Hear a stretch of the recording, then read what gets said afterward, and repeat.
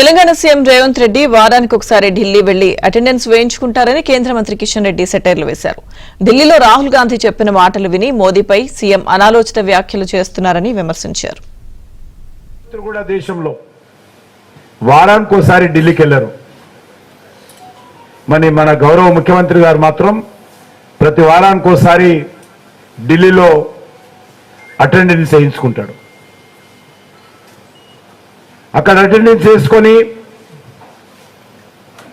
రాహుల్ గాంధీ చెప్పిన విషయాలన్నిటిపైన వచ్చి ఇక్కడ నరేంద్ర మోడీ గారి మీద, కేంద్ర ప్రభుత్వం మీద అనాలోచితమైనటువంటి అవగాహన రాహిత్యంతో ప్రతిరోజు విమర్శలు చేసేటువంటి ప్రయత్నం చేస్తా ఉన్నాడు.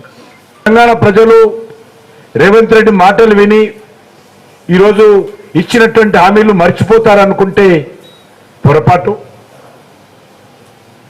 ఖచ్చితంగా రానున్న రోజుల్లో కాంగ్రెస్ పార్టీకి గడ్డు కాలము.